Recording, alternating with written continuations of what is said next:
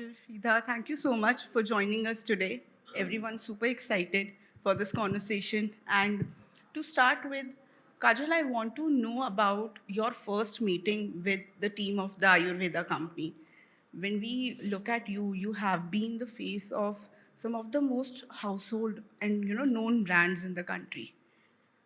What went during the conversation? And I mean, was it a brand ambassador association that you guys were exploring? How did an investor opportunity come on board? We just want some glimpse of the first meeting. Good evening, everyone. I'm super excited as well to have this conversation with you guys. Yes, you hit the nail on its head. When I was exploring a conversation with Shreedha and Param, the founders and CEO, as well as the core member, the core team of the Ayurveda company, we were considering an endorsement.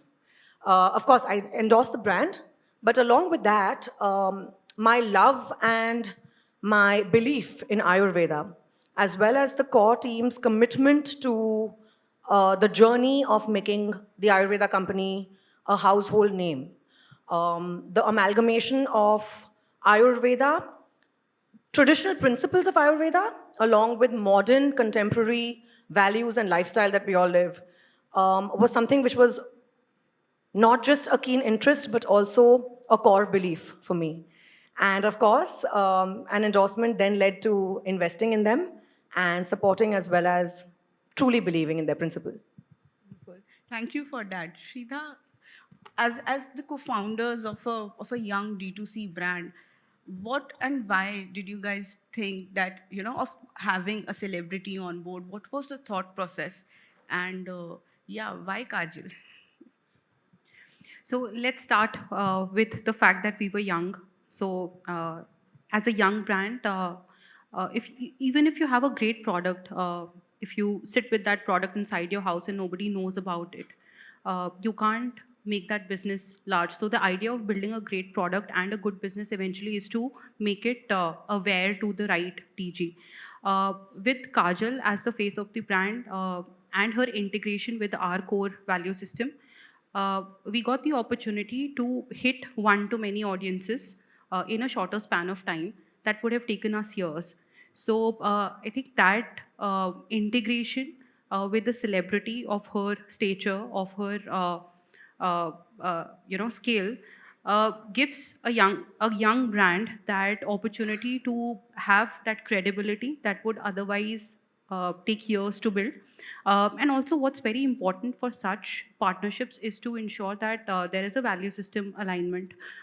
So somebody who, there are enough conversations in the market wherein there are people who may not use, sugar in their day-to-day lives, but are endorsing sweetened drinks, artificially sweetened drinks. And at the end of the day, the consumer today is so aware, so smart, that they eventually dig out into the principles that the brand and the celebrity or as an individual also stands for. So when you move the relationship forward from just a brand celebrity endorsement to a brand ambassador to launching product lines together to becoming an investor, it has to be a long-term commitment and alignment. I think this is as important as a marriage. Just drawing on Shreedha's comments, as an investor now, when you have your name and your energy invested in a brand like T.A.C, what is the impact you want to have on the consumer market and also on the people that follow you, that sort of, believe what you put forward, right? So what is that impact you want to create in the longer term in the market? With the Ayurveda company, TAC, as it's popularly known, I envision a lot of popularity for the brand. I want it to be a household name. This is one brand that truly stands for what it believes in, using very high quality Ayurvedic products, great combinations of ingredients, and fabulous products. And I'm saying this from the bottom of my heart because I've used products from all over the world and I truly resonate and believe, I see a difference after using these products. And I think that this is going to be a name which is going to make a very big difference in the wellness as well as health category, as well as the beauty category of our country. Wonderful. Shreedha, when we look at the Ayurveda category, your positioning, you not just compete with the other Ayurveda companies, but actually BPC and FMCG players in the longer run. It's a highly competitive market. How does TAC exactly differentiate, and how do you want to position? What is the market potential? You guys are trying to tap here. So, when a consumer is picking a product from the shelf, they're not looking at a product as brand A selling Ayurveda, brand B selling another Ayurveda, or brand A selling Ayurveda, brand B selling non Ayurveda. I think what they're looking for, especially in the current day and age, is a solution to their concerns, to their problems. And as you rightly said, just does not. So, on the level field, it's not just one Ayurveda brand versus the other. It's you have to become an active choice as the key solution provider for that TG or wherever you're positioning yourself. Uh, I think in this very competitive and cluttered space, the white space that we are trying to fill in uh, is three pronged. One is the perception that Ayurveda carries that it's ineffective, it takes forever to perform, it's very slow. So that's one gap that we are trying to solve through clinically proven for their efficacy solutions.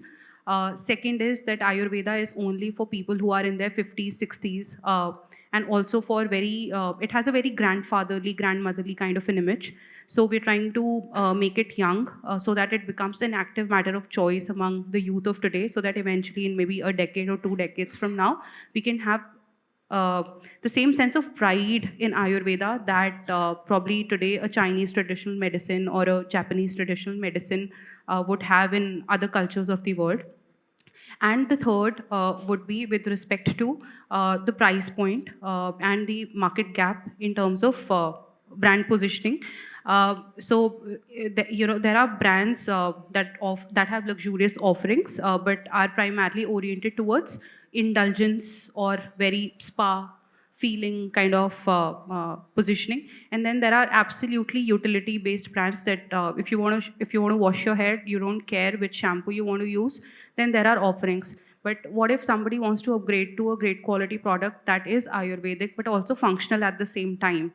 So there is no functional or high performing Ayurveda, because that is a label that's only associated with modern science or derma kind of brands.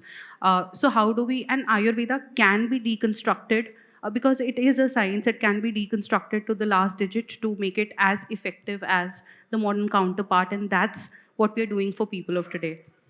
Wonderful. I think it's super heartening to, hear about a homegrown brand uh, planning to build a brand, a legacy brand for the next 100 years, a product which will be sitting in the shelves of every home.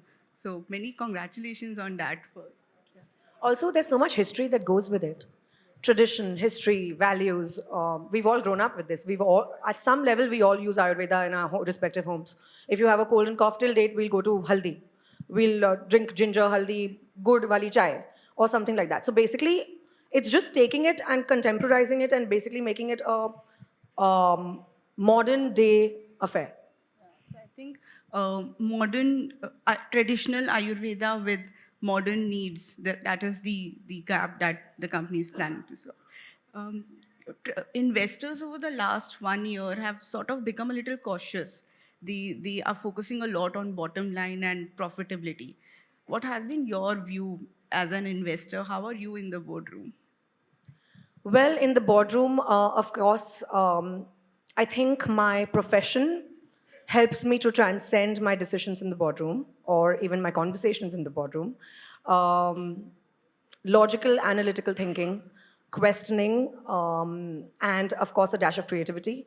But the most important point of view for me is, what do the consumers need? Just as I am with acting, I am with investing in brands, and those are the kind of teams that I choose to invest on. Those are the kind of products that I choose to invest on. I am extremely cautious about what the investor is going to benefit, the kind of solutions that the investor is going to get, the consumer is going to benefit, the kind of solutions that the consumer is going to get. And I try my level best to make sure that I can help in making the brand a household name. Wonderful. Shreedha, TAC counts some very interesting names in its investors list. There's Kajal, there's Wipro Consumer, which is a very selective investor, what we know from their history. How has been, the investor point of view and sentiment over the last 1 year? And from your experience, if you can share the challenges and the opportunity, here for new age brands to sort of raise money. So, so Pallavi, as the brand is young and so are we in our entrepreneurial journey, I may not have a lot of gyan to share here. This is our first entrepreneurial venture. We are first generation entrepreneurs. Uh, I think most of the people that have partnered with us are very selective uh, in terms of establishing and getting into those relationships. That's also primarily because these are the kind of people who believe in long-term associations and value systems. In terms of all of us saw the economic situation. I mean, anybody and everybody was getting the money in 2020s, 2021. And this money that was earlier being utilized for growth is now the investors, and rightfully so, the correction is happening that they are also now questioning that instead of utilizing this money for growth, why are you focusing on burn?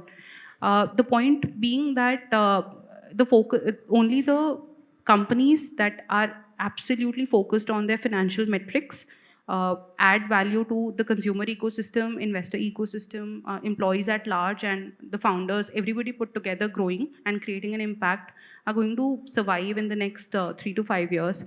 And that is no different from the way traditionally the businesses have been made. I think India, we were all, and I would talk about us and the exposure that we've had of the startup ecosystem. Startups is a new phenomena to India altogether, much unlike the Western part of the world, wherein the ecosystem has evolved, matured, and the matrices are set in place. So, whenever there is a revolution of this scale that impacts the economy at this scale, there will be a learning period and unlearning period that prepares us for the next level of growth and next learning period. I think the last 2 years have exactly been that, to not focus and chase blind growth, but to focus on long-term metric of profitability, consumer stickiness, brand love, and overall bottom line. Wonderful. I think that was a very great point.